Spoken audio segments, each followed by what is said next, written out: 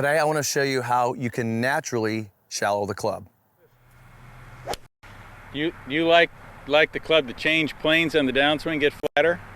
You do. Flatter the better. Flatter the better. So does Hogan. Mm-hmm. Certainly. That's why, see, people couldn't do that. People would laugh at that. Mm-hmm. Yeah, that's right. How do you get that elbow in front of your right hip coming down? Just happens. Speed. Just a lot of lateral motion. A lot of lateral. You never turn then. Never turn with the lower body. Never. The right hand's never going over the left. Mm-hmm. Shaft is never rotating it. Pendulum. Mm-hmm. Knuckles up. Yeah. Oh, I should say so. Mm-hmm. Watch, I'll do it here. It's way over 300 watts. Yeah, that's launched, that one. Okay. Yeah. That's what I do when I'm on here further. Yeah. Well, you're not hitting it bad. You don't need any lesson.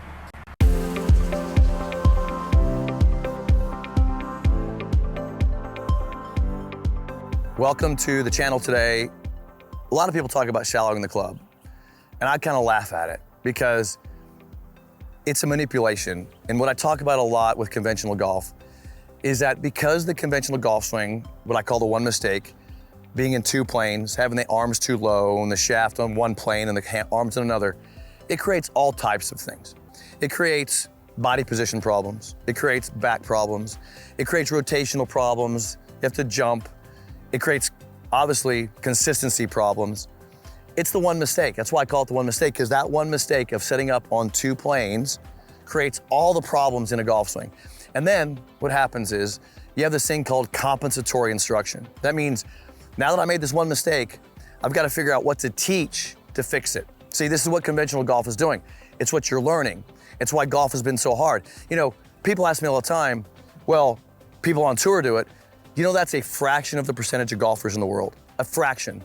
And not all of them do it the same way. And they all have figured out a way to manipulate this thing and practice enough and play golf enough to figure some things out. They're not all good at it though, by the way. So conventional golf has created a problem, what I call the one mistake. And then all the instructors out there are teaching compensations for this mistake. And it's just the way the world is right now. But I want to show you this whole thing shallowing that they get into. It's unnecessary.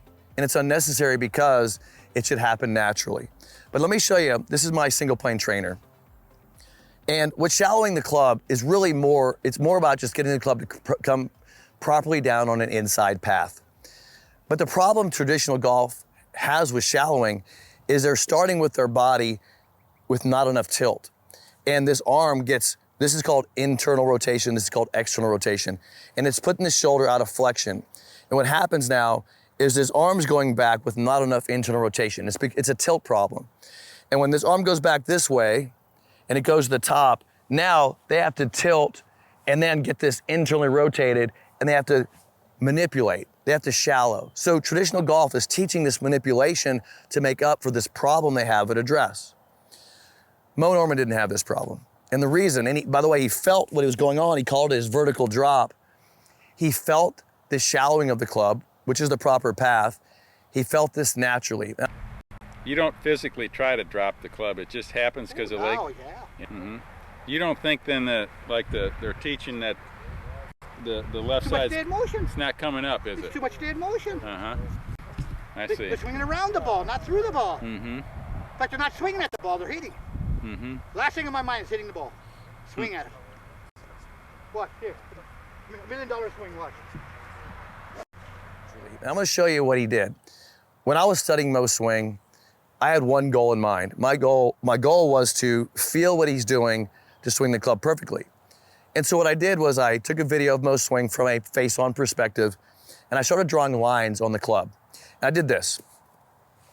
So I'm watching Moe hit a shot, and I drew a line. So I drew a line at address, and I drew a line here, and then here, and then here, and then I drew a line here and here. Then I came down and here, and here, and here. And what I noticed was that the lines intersected right here, what I call the pivot point. The club is pivoting around this area in the body, everywhere you look.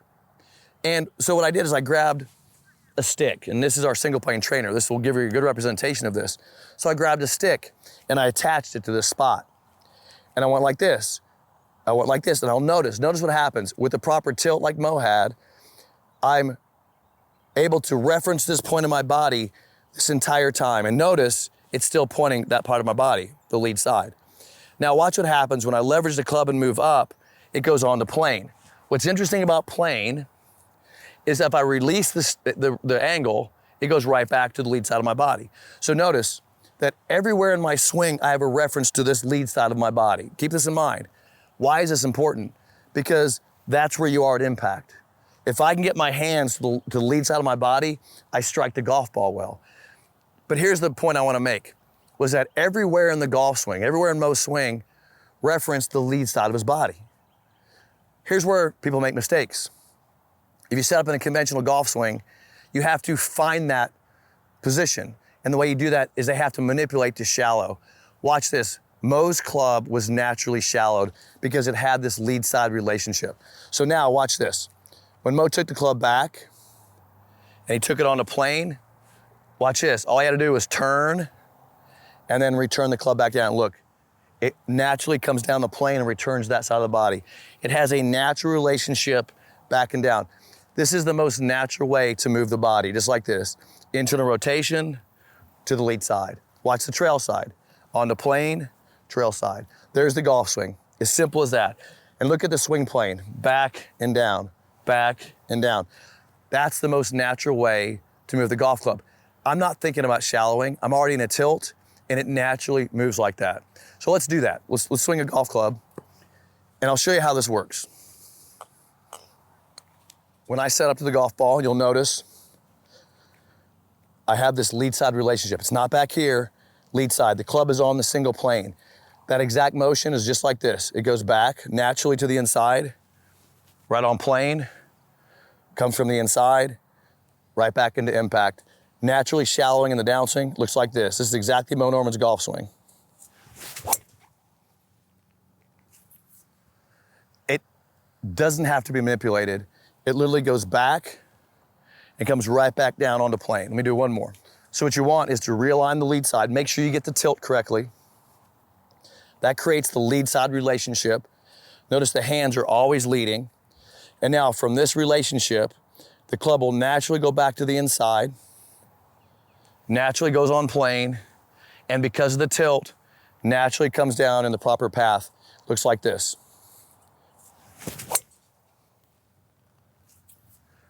And it has to return to impact because it's always on plane and it's always moving in the proper path. Tilt to the body, lead side relationship. Hope that helps you understand that Moe's swing was natural. He naturally planed it.